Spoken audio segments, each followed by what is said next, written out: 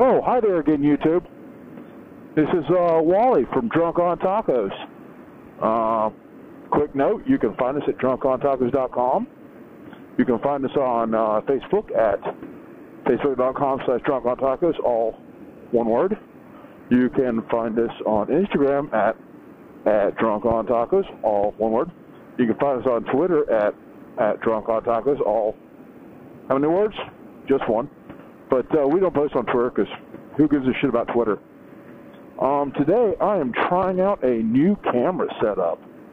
I'm still using the GoPro Hero 3 Plus Silver, but I am using a completely different audio interface. I have a Sena SMH-10R headset built into my helmet, and I got tired of the little lapel mic, the little unidirectional lapel mic that are just bouncing around inside my helmet for audio recording. So I spent the money and got a Sena Bluetooth backpack for the GoPro. So the GoPro is actually a bit heavier now, but it's manageable, and it gives me wireless audio picked up through my directional pancake mic that is mounted just below the wind diverter, directly under my nose, over my nose, whatever, and it's pointed down towards my mouth. So hopefully this should make for some much better audio. I just got off work and I'm going to get some breakfast, dinner, whatever, at our local super secret Drunk on Tacos taco headquarters. I'm going to the taco cave to get breakfast, which is probably going to involve tacos or perhaps a burrito. Like I said before, I work third shift, so it is now 6:53 a.m. and it is dinner time for me. But unfortunately, there are only two choices between work and home that do not serve breakfast food. You get really tired of breakfast food after a while. Working third shift, because you know it's a couple hours before bedtime. You want dinner, you don't want breakfast. Bacon's good. Don't get me wrong. I like bacon. I'm not a big fan of eggs. I like an omelet every now and then, but I'm not all about the super greasy breakfast food. So I'm gonna go get some Mexican food this morning. If you look to our right, you can see our local motorsports park, our little dirt track for the dirt bikes. They probably wouldn't let me take this thing out there, although it would be a lot of fun. It'd also be a lot of dead Wally, more than likely, because I am super, super retarded. Let's see, what else? We had a great time up at Barber Motorsports Park. Unfortunately, we weren't able to meet up with Two-Wheeled Logan. He had some things come up at the last minute, was not able to attend. So that was sad. Sad, sad times. But we got a lot of pictures, and I just started going through them, and it's a lot of pictures. So they will be flooding the Instagram. It's mainly pictures of inside Barber Motorsports Museum, which is, I want to say it's the largest motorcycle museum in the U.S., and they have the largest collection of Lotus actual race cars, F1 cars, Cup cars. It's really cool. You'll see a lot of that, motorcycles. You saw a picture of me and Big Mike and Damn It Kyle. It's a black and white picture. It was taken on accident, and it turned out extremely well. I was super happy with it. I got plans for that picture. We got a picture of Damn It Kyle sitting on the lap of a giant fake bear, because what else is he going to do? I believe I already posted a picture or two up of some really cool older bikes that were for sale up there. Some old Honda VFRs. There was a couple 1000s for sale up there. Man, did that make me wish I had like $1,800. Those bikes needed lots of work, but I imagine they'd be one heck of a project to throw some modernized forks on them with some modern front brakes and source a bolt-in piggyback rear monoshock assembly, and man, it just would have been cool as anything.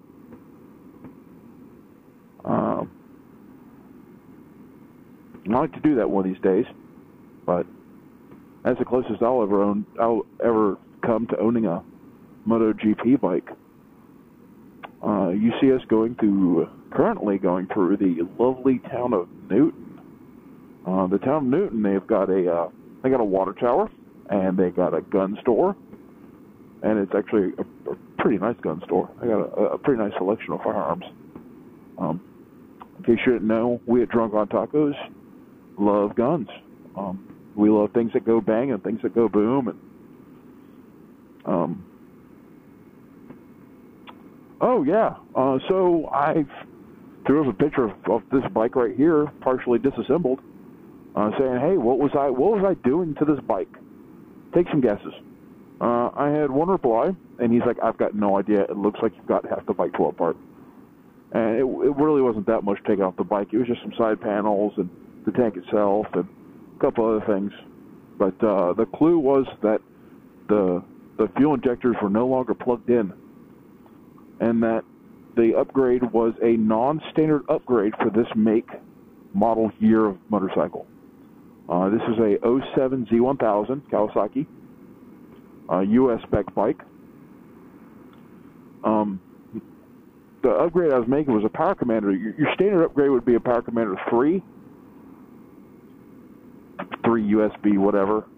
But they made a 2009 model bike for Europe, and Dynojet made a Power Commander 5 for that bike, and just for that bike, no other Zs, 08 and earlier, because they only market that Power Commander 5 for 09 and newer motorcycles. But I was able to make it work on this bike, and man, believe the hype, believe it or not. I picked it up for $280, and it's a big jump in power.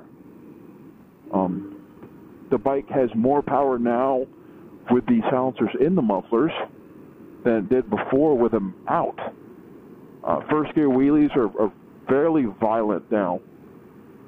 Second gear power-ups are pretty stout. There might be one at the beginning of this video. I don't know. It depends on where I decide to edit it from. But it made a huge difference. I mean, a really, really big difference. The engine in this bike is actually derived from a ZX9R motor. The ZX9R motor, if I'm not mistaken, was like 897 cc's. It was a 900 class motor, back when 900 class was a thing. It was not a liter bike. It was a 900. And Kawasaki had a long history of running 900 Ninjas. The first Ninja was available as like a 750 and a 900.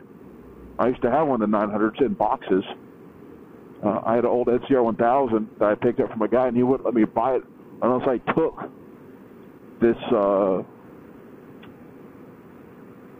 old 900 Ninja that was a rolling chassis that came with a engine that was in pieces and boxes, ready to be put back together, with all the factory fairings and boxes, along with brand new everything from Kawasaki, brand new in boxes.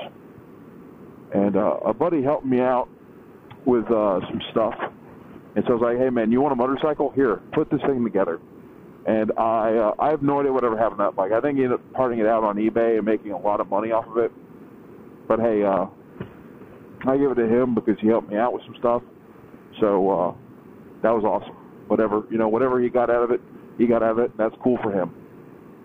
But they've got a long history. Kawasaki has had a long history of making 900cc sports bikes. So this bike is, I want to say, 936 cc's. It's bored over. The same basic rotating assembly beyond that. It's got smaller cams. The head is shaped differently. The valves are a little bit smaller.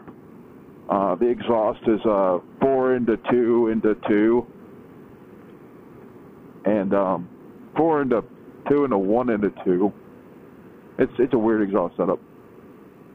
I'm probably actually going to be going to a ZX9R exhaust for this thing. I'm going to have to do some pie cutting and adapting.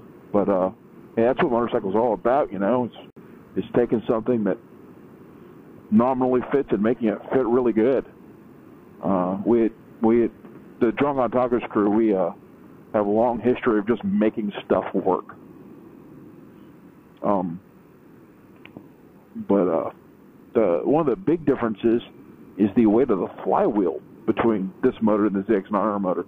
I mean, it's a huge difference. This flywheel weighs, I think, twice what the factory ZX9R flywheel weighs, and you can literally just bolt the ZX9R flywheel in, but you have to use the ZX9R stator, and you have to extend some wires, and you have to ignore some wires, and it's I don't really want to mess with the electrical system on this bike. In non-standard ways no more than I have to. Hey! And so what I did was I've ordered a used 07, 08. So I think it's off of an 08 because I bought a lot of parts off this particular bike. From a seller on eBay who he's had all kinds of Z1000 parts. He's where I got my engine covers from, or frame covers from, the black ones. So I don't have the ugly silver ones on the black bike. He's the one I got my black rear set from for the right rear set, because I kind of sort of snapped my rear set in half when I accidentally lifted the bike up off the race stands and flipped it over on top of myself. That was not fun. Luckily, I didn't have a full tank of gas, or it would have been even heavier. But I ordered a factory flywheel. I'm going to take it to our local machine shop and have them turn it down and take about 20 ounces off of it, which is a lot of weight. I'm supposedly going to get more engine braking. I'm clear.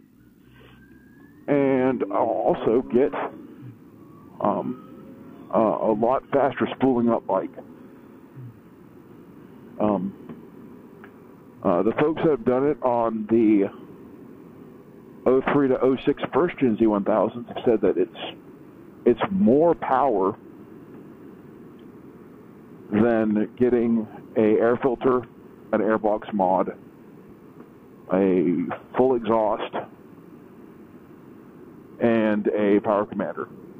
And I've got maybe $120 total in parts and tools to do this work, so I'm really, really looking forward to seeing what kind of power I get out of this thing. I'm hoping next month, in November, then I get to ride the bike down. I got a week off in November. I told you about Fanatics, the local game store, I think on the first motovlog. They have a convention. For those of you not in the nerd world, think a very small Comic-Con that involves a lot of local folks, local authors, local filmmakers, local comic book artists. We got folks from The Walking Dead that come down every year, because that's really not that far from here. It's like 3 hours to Atlanta, and they shoot just south of Atlanta. But it's a really good time, and I like to go out and support it as much as I can. So I take a week off in November so I can I can have the whole week off and help out any way I can. I'm not sure who the big guests are this year, but I'll shoot a link right down here somewhere in the description to the website for Fanaticon, and so you can check it out if you're in the Southeast U.S. Hey, come on down, man. We love having people. This is the third year for it, and each year it gets bigger. I mean, I want to say the first year was 500 attendees, which for a small local first year convention is huge. I don't know how many were last year. Unfortunately, I got extremely ill and was unable to attend. I was in the hospital. It was a bad time, but they had some really cool guests. I'm hoping that this year I'll be able to do some helmet cam footage from inside the convention. Maybe get an interview or two from people who do cool nerdy things, because that's what we're all about, man. Any kind of DIY, do-it-yourself nerdy stuff or gearhead type stuff, we're all about that. And there's, believe it or not, a lot of that down here in South Alabama. It really surprises you when you start looking around. But anyways, the whole point of this was that it's getting a little chilly here. I picked the wrong time of year to start motovlogging because it's getting cold. But luckily in South Alabama we have a 9-month nighttime riding season and a 12-month daytime riding season. So long as the sun is up, and it's been up for a little while, it's going to be warm enough to go ride. So you probably shouldn't see any interruption due to cold weather. More than a week or two at most, here and there. But cold weather will not affect this motovlog. I'm not in Michigan or Nebraska or Wyoming or some place that's colder than shit. But anyway, so I got a week off in November. I take a week off for Fanaticon so I can help out and everything. But I'm hoping to take the bike once I get the flywheel put on it and get a mode map switch for this bike so I can change maps on the fly. I hope to take it down to Turn 1 Motorsports down in Milton, who's been in business for over 10 years, and I've heard nothing but amazing things about their ability to tune motorcycles, and they do some serious race tuning on motorcycles, and I hope to get one map made for with the baffles, one made for without the baffles, because right now I'm riding with the baffles in. After I eat on the way home, I'll probably take the baffles out and go ahead and take some more footage just so I can see just how loud it is, and maybe turn it into a unicycle for a minute or two there. Maybe get some of that on camera, because who doesn't like a 1000cc unicycle? I do. I love it. I love having a Kawasaki unicycle. But yeah, that's some of the basic updates. Big Mike got to go ride a B King. Of all the motorcycles we saw at Barber, I mean, we saw a honest-to-God brand new EBR bike in the wild, not in the museum. It was just a bike that a guy just rode up there for the Vintage Bike Fest. We saw some MV Agustas in the wild. We got to see that new TV4, TF4, that freaking black Honda super moped thing. It looks like a cross between the little cruiser Goldwing and a sports bike. It wouldn't take much to transform that into a really cool bike from Akira, the bike that